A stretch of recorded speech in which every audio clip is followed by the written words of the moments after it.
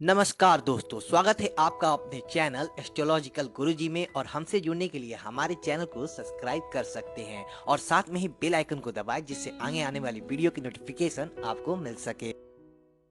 दोस्तों, सबसे पहले आप इस वीडियो को लाइक कर दीजिए, क्योंकि बाद में आप लाइक करना भूल जाते हैं। तो प्लीज इस वीडियो को टक से लाइक कर दे। तो चलिए शुरू करते हैं आज का वीडियो। 25 नवंबर साल की सबसे बड़ी एकादशी, देव उठनी एकादशी। चुपचाप यहाँ जला दे एक दीपक, हर कष्ट दूर करेंगे भगवान विष्णु। होगा दुख दरिद्रता और गरीबी का नाश, गरीब से गरीब भी हो जाएंगे अमीर। ओम गण श्री महागणेशाय नमः। राधे राधे दोस्तों, कैसे हैं आप सब। दोस्तों, कार्तिक मास की शुक्ल पक्ष की एकादशी का हिंदू धर्म में बहुत महत्व माना जाता है।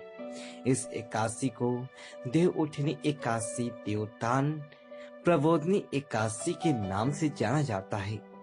इस बार देव उठनी एकादशी 25 नवंबर दिन बुधवार को है। इस दिन जगत के पालनकर्ता भगवान श्री हरि विष्णु 4 माह कीर्तन के बाद जागते हैं। इस एकादशी के बाद से ही सभी शुभ कार्य जैसे कि विवाह आदि शुरू हो जाती हैं। कहा जाता है कि भगवान विष्णु जागने के पश्चात सबसे पहले पुकार तुलसी जी की सुनते हैं। इस दिन तुलसी जी और भगवान विष्णु के विग्रह स्वरूप शालिग्राम जी का विवाह भी कराया जाता है। इस दिन को तुलसी विवाह के नाम से जाना जाता है।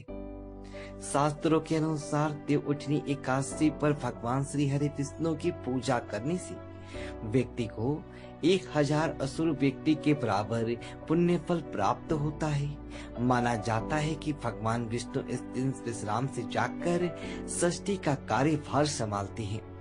इस दिन भगवान विष्णु बहुत ही प्रसन्न मुद्रा में होते हैं। यह दिन भगवान श्री हरि विष्णु को प्रसन्न करने का और उनकी कृपा प्राप्त करने का बहुत ही खास दिन होता है।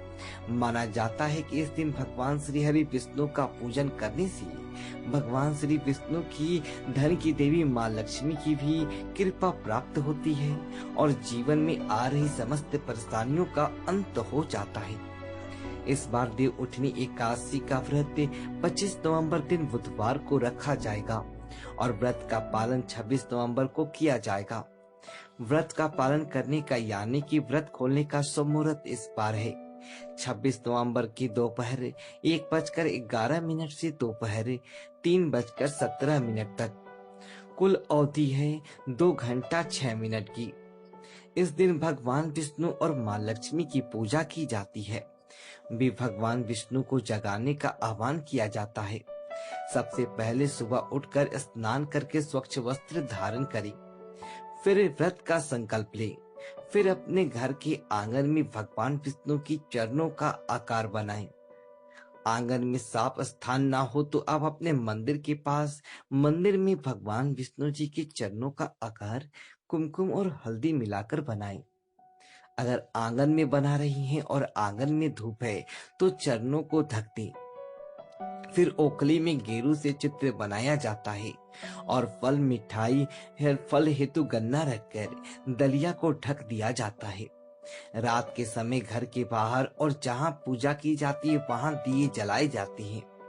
रात के समय भगवान विष्णु की पूजा की जाती है, साथ ही अन्य देवी देवताओं की भी पूजा की जाती है।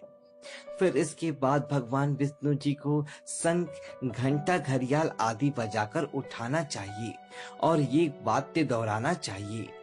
उठो देवा बैठो देवा, अंगुरिया चटकाओ देवा, नई सूत नए कपाश, देव उठाए कार्तिक मास।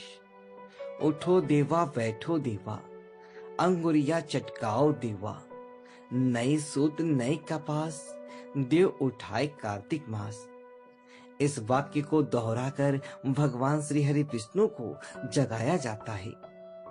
दोस्तों, शास्त्र के अनुसार जब भगवान श्री हरि विष्णु ने निद्रा से जागते हैं तो सबसे पहली पुकार श्री वल्लभ भाई तुलसी जी की सुनते हैं। तुलसी जी को हरि प्रिया भी कहा जाता है। तुलसी जी के बिना भगवान विष्णु जी का पूजन संपूर्ण नहीं होता है। इसलिए भगवान विष्णु जी को प्रसन्न करने के लिए देव उठनी एकादशी पर भगवान विष्णु माँ लक्ष्मी जी के साथ ही तुलसी जी का पूजन अवश्य ही किया जाता है। इस दिन भगवान विष्णु जी के शालिग्राम स्वरूप और तुलसी जी का विवाह भी कराया जाता है।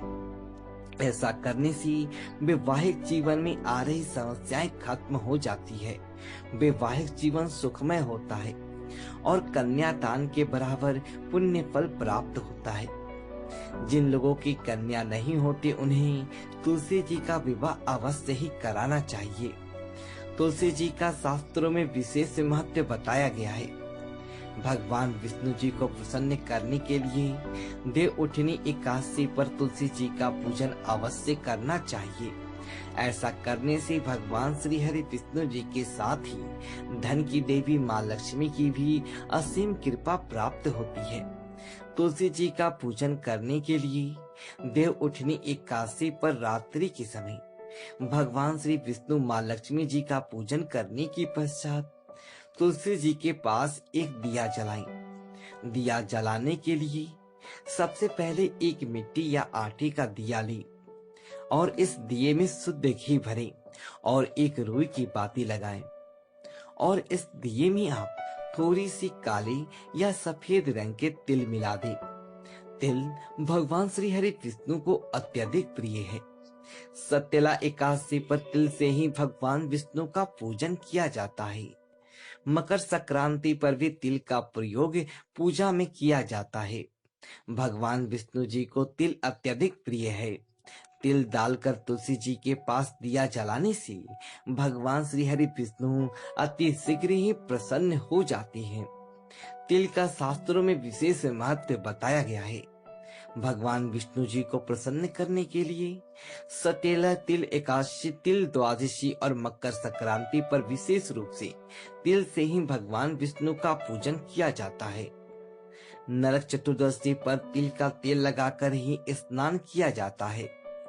पितृ दर्पण के दौरान भी तिल का ही इस्तेमाल किया जाता है। माना जाता है कि तिल भगवान विष्णु के ही शरीर से निकले हैं। तिल भगवान विष्णु जी के साथ ही धन की देवी माँ लक्ष्मी को भी अत्यधिक प्रिय है।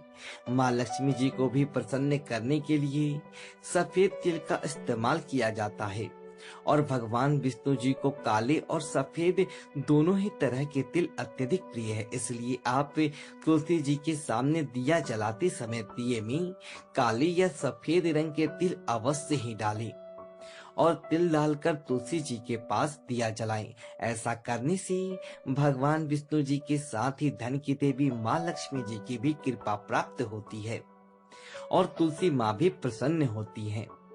दिया जलाते समय आप इस बात का विशेष ध्यान रखना है कि आज के दिन दिए के नीचे चावल नहीं रखने, क्योंकि एकादशी पर चावल का प्रयोग करना वर्जित माना जाता है। इसलिए आप दिए के नीचे या तो कोई प्लेट या कटोरी रख दें या फिर एक और मिट्टी का दिया लगाकर आप दिया जलाएं। दिए को सेके जमीन पर या तुलसी जी के पास ना रखें। दिए को आसन देकर उसके ऊपर ही दिया रखें। ऐसा दिया ही पुण्य माना जाता है और दिए की लौ को पूर्व यानी कि इष्ट की तरफ रखना चाहिए।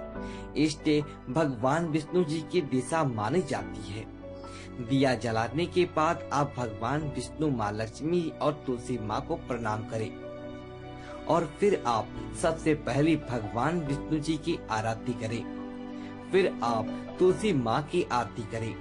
आपको तुलसी जी के सामने खड़े होकर भगवान विष्णु और तुलसी माँ की आरती करनी है। आरती करने के पश्चात आप तुलसी जी की 11 परिक्रमा करें। दोस्तों ध्यान रहे कि आप परिक्रमा क्लॉकवाइज ही करनी है। परिक्रमा करते समय आप मन ही मन भगवान विष्णु जी की 12 मंत्र ओम नमो भगवती वासुदेवाय का जाप करती रहें और परिक्रमा करने के पश्चात भगवान विष्णु, माँ लक्ष्मी जी और तुलसी माँ को प्रणाम करें और तुलसी माँ से आप अपनी सभी समस्या कहें। आपकी जो भी मनोकामना है वे आप तुलसी माँ के समक्ष रखें और अपनी मनोकामना पूर्ण करने की प्रार्थना करें। सभी समस्याओं को दूर करने की प्रार्थना करें। तुलसी माँ से प्रार्थना करें कि वे आपकी सभी समस्याओं और मनोकामना भगवान श्री हरि विष्णु के समक्ष रखें। क्योंकि दोस्तों, जागने के पश्चात सबसे पहले वह पुकार भगवान विष्णु तुलसी माता की ही सुनेंगे। और तुलसी माँ से जब आप अपनी सभी समस्याएं कहेंगे, तो तुलसी माँ आपकी सभी समस्याएं भगवान विष्णु जी के समक्ष रखेंगी, जिससे भगवान विष्णु जी आपकी पुकार जल्दी सुन लेंगे और आपकी सभी समस्याओं और परेशानियों का अंत कर देंगे। इस तरह तुलसी जी का पूजन करने से भगवान विष्णु, माँ लक्ष्मी जी और तुलसी जी की कृपा से जीवन में चली आ रही सभी परेशानियां खत्म हो जाती हैं। दुख, दरिद्रता और गरीबी का नाश होता है। घर में सुख, समृद्धि और शांति आती है और भगवान विष्णु जी की असीम कृपा प्राप्त होती है। आप भी देवउठनी एकादशी के इस पावन पर्व पर इस उपाय को करके इससे लाभ अवश्य ही प्राप्त करें। उम्मीद है आपको दोस्तों यह वीडियो अच्छी लगी हो। वीडियो अच्छी लगी तो वीडियो को लाइक करें और कमेंट बॉक्स में ओम नमः शिवाय लिखिए या जय विष्णु देव लिखिए और हमारे चैनल को सब्सक्राइब करें। धन्यवाद दोस्तों।